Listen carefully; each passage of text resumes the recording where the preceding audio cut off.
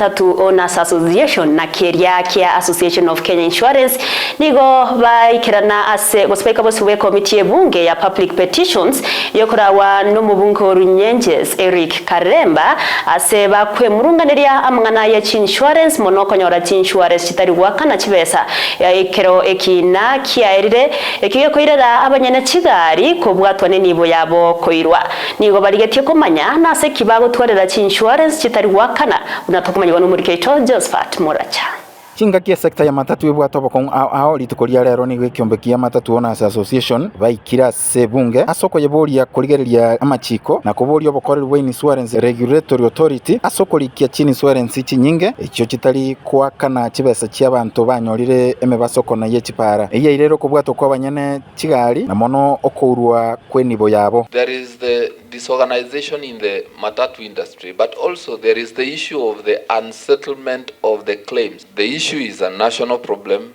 It's a big issue that requires the intervention by government, because again, for what reason should matatu owners pay for premiums if the insurance companies will not settle the claims? We pay premiums to the insurance companies, but when it comes to accidents and judgments, the insurance companies do not honor the claims. Umunyakero bwa Association of Kenyan Insurance Tom Gashui atebire buna obukurumena bwagere chini insurance kiagure na konyora emechando emenene. Major external factors which have affected that sector in a very bad way.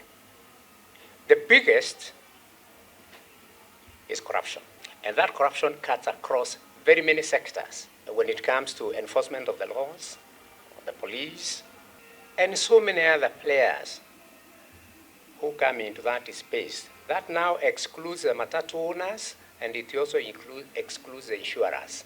These are other players who come into that market because they feel it's very liquid. Omubungo talbo chane sietnei aboliria baraiwe isaransa na kubeka machika bwenta se sector ye riokore mbasoko na yechipara. I have had the officials seated here.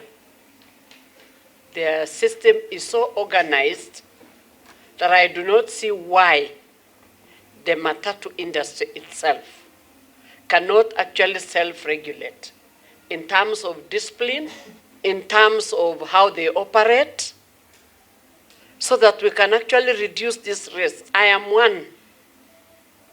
Why do I call it beneficiary or a sufferer of an accident? If we would reduce carelessness on our roads, and it's us, the officials that are seated here, who can actually say, this is our Matatu Association, and these are the rules we need to prescribe to our customers, to ourselves, our matatu industry. Kushian Musiri, uyoro CEO of Federation of Public Transport, anakeiribuna obutume kibwe chinchira cyekerero na bubo kabura korobo kurumi ase sector yo ya matatu. Using the modern ways and digital platforms, we are now aware that we can change the entire process for even the insurance company from being loss making to profit making. We've introduced electric vehicles into our roads. They come with cameras, dashboard cameras. As a result, they are able to reduce the number of ambulance chasing and incidents and accidents that were fraudulent. I can assure you, insurance companies are collapsing because almost 50% of the accidents and incidents are fraudulent.